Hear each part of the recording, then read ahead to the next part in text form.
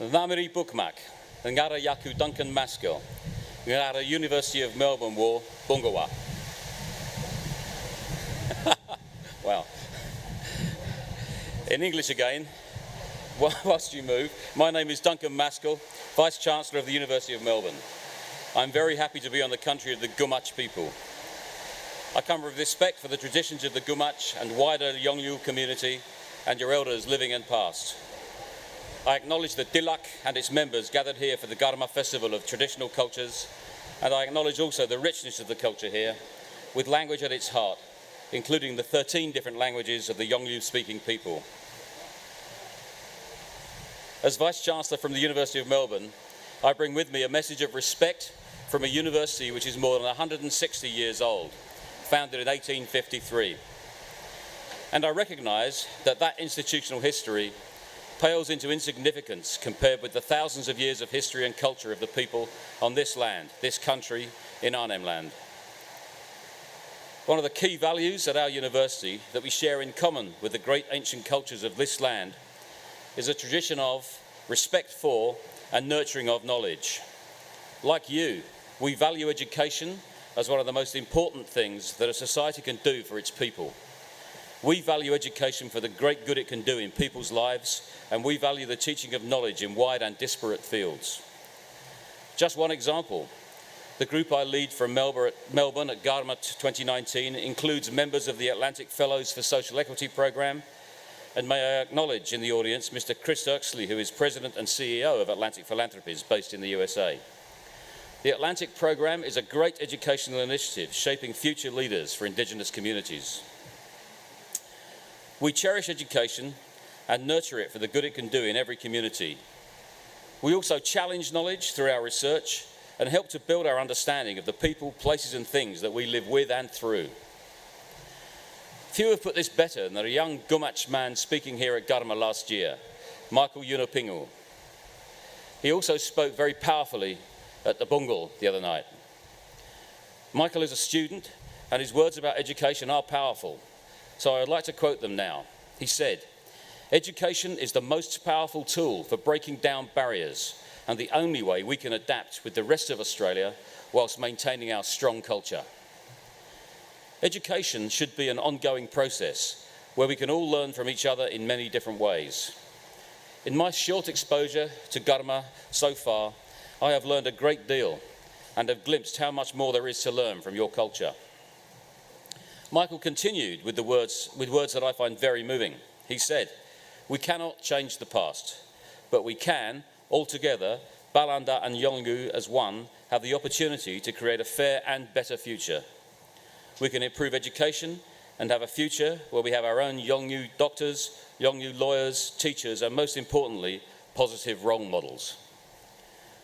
What Michael Yunupingu says here, and what the elders have been saying for years, is that education is crucial for the future. This is something that I also passionately believe in. For me, students are at the heart of everything a university does. Many clever people work in universities, teaching the leaders and contributors of the future, and of course doing important research. But universities are not just about the academics. They are primarily there for students, and certainly not just for students from white communities, wealthy backgrounds, the sons and daughters of privileged people. We exist for students of every community, in Australia and countries beyond. We are there for students with brilliant potential from every part of the country, including this country we're on today. I feel personally very strongly about this. So we come to Garma as leaders and representatives of the University of Melbourne to help to advance our work together with you and to learn from you. This work is the partnership of the Yothu Yindi Foundation in the spirit of Balalili. I come as the leader of the University of Melbourne to reinforce this partnership, that this partnership is very important to the university, but also to me personally, and I come to work with the leaders of the clans in this country. Together, we can and we will advance and improve education for your young people, and for young people from other parts of Australia and from other lands. All of these students from every place have so much they can learn from you, from us, and so importantly, from each other. The partnership I speak of means two-way knowledge. the traditional knowledge systems of the Balanda University, and the unbroken knowledge traditions of Indigenous people. This includes Yolngu Matha and other Aboriginal languages, as well as your culture, your time-honoured practices in living sustainably with the land, your know-how. We will be a better university, and our students will receive a better education if we work in partnership with you, honouring and celebrating and teaching Indigenous knowledge alongside our own knowledge traditions. This is a commitment that the University of Melbourne is ready to make every day of the year. We are ready to commit every day of the year with people, dollars and cents, and institutional resources.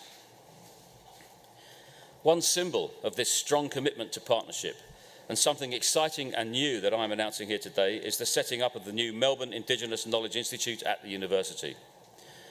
The Melbourne Indigenous Knowledge Institute will be dedicated to becoming a world centre and gathering place for Aboriginal knowledge in all its forms. It will respect and celebrate, and I hope, become a magnet for knowledge of other Indigenous First Nations people from around the world. Among the key aims of the new institute will be to document, curate, preserve and disseminate Indigenous knowledge in partnership with Indigenous communities.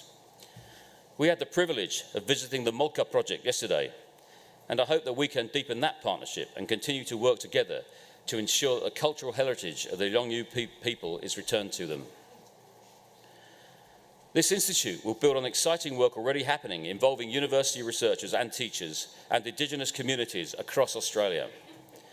This includes work in language, arts and music, the life sciences, engineering and design, health, data infrastructure, and a number of two-way learning initiatives. To make the Indigenous Knowledge Institute a reality, the University of Melbourne has set aside considerable funds to establish and develop it over the next 5 years. We will launch this initiative to preserve and restore Indigenous knowledge and support the wider teaching and understanding of cultures which are the oldest on earth and have too long been neglected, ignored or forgotten in our universities and society. While your culture has been here for tens of thousands of years, I've been in Australia for less than 10,000 hours and in East Arnhem land for less than 10,000 minutes. I'm learning fast about this amazing country's history, and I have long known that dispossession and colonialism brought a terrible toll of suffering on Aboriginal and Torres Strait Islander people.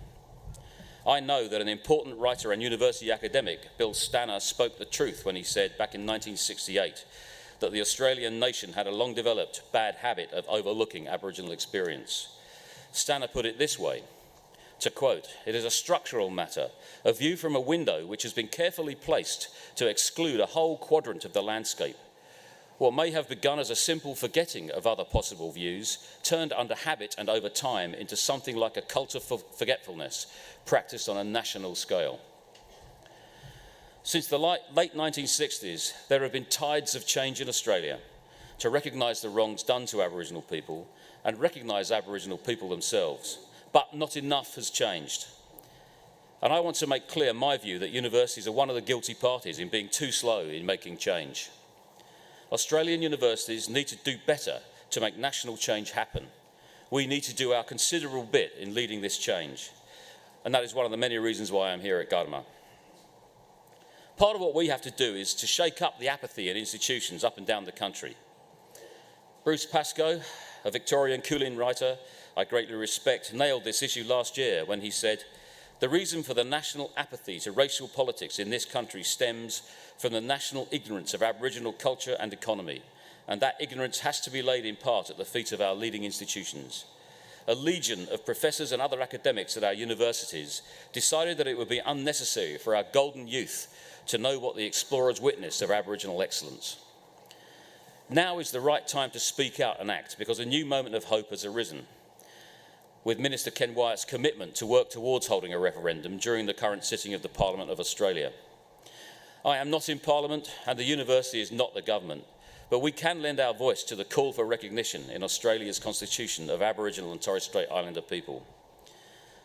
University of Melbourne Council member Mark Liebler was co-chair of the Referendum Council and the expert panel on constitutional recognition of Indigenous Australians.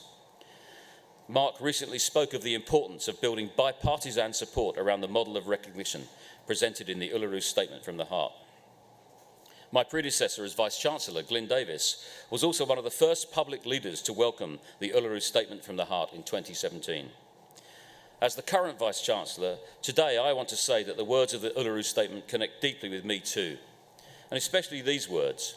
How could it be that peoples possessed a land for 60 millennia and this sacred link disappears from world history in merely the last 200 years? With substantive constitutional change and structural reform, we believe this ancient sovereignty can shine through as a fuller expression of Australia's nationhood. As a relative newcomer to Australia, I can also see that this nation will be greatly strengthened by taking this ancient sovereignty of Aboriginal peoples to its heart. The Uluru Statement says more as well about education and culture and voice. And again, to quote, "We seek constitutional reforms to empower our people and take a rightful place in our own country. When we have power over our destiny, our children will flourish. They will walk in two worlds and their culture will be a gift to their country." Makarata is the culmination of our agenda, the coming together after a struggle. It captures our aspirations for a fair and truthful relationship with the people of Australia and a better future for our children based on justice and self-determination. So in 2019, how do we work together to make sure that this becomes reality? Most importantly, for us, I think, we have to build on this already existing partnership between the University of Melbourne and Yothu Yindi Foundation into something even stronger, even firmer, which can be a powerful beacon and example to the rest of Australia as it becomes more mature as a nation. Today, I want to emphasise the Garma 2019 theme of Pathways to Our Future. In fact, pathways to our future are exactly what I am at Garma to explore. For the university, we always do our best work in partnership with others, with students and former students, with businesses, with communities, with government. And it is the one word, our, in Pathways to Our Future that I want to end on today. The relationship with the Yothu Yindi Foundation is one that gives both of us, Yothu Yindi Foundation and the University of Melbourne, a shared future and purpose. The Melbourne Indigenous Knowledge Institute is one way we honour the commitment to this relationship. Here in Arnhem land, where Yolngu Matha is strong, the institute we're establishing can do important work for you, for us, for Australia. In time, with other Yothu Yindi Foundation partners, including PricewaterhouseCoopers and PwC Indigenous Consulting, we hope to bring to life the dream of a bush university to practice, preserve and maintain Aboriginal knowledge systems, cultural traditions and practices here on Gumach country in Arnhem land. Again, this is vitally important work, not just for you on this country, not just for us in Melbourne, but for Australia and the world. As Jawa said this morning, long before Europeans came, Macassan traders from the Malay-speaking islands to the northwest came here regularly in peaceful exchange with the people of Gumach country. There are traces of the old trade language in Yolngu, Matha and other Aboriginal languages. Most Australians don't know this. Australians don't know their own story, and we must change this.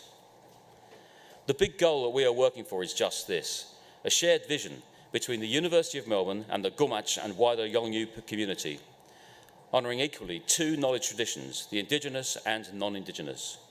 We approach this goal by embracing the Yolngu spirit and concept of Balalili, to give and to take, listening and understanding, the meeting of fresh water and salt water. This is the intersection of knowledge systems, like the coastal mangroves here, where the waters combine and flow on together. Where the fresh water and salt water meet, it bubbles up, creating something exciting and something new. In partnership with you, we want to see this happen through education. We are in this with you for the long haul. Thank you for welcoming me and my colleagues from Melbourne onto Gumach country today. Yo Manmak.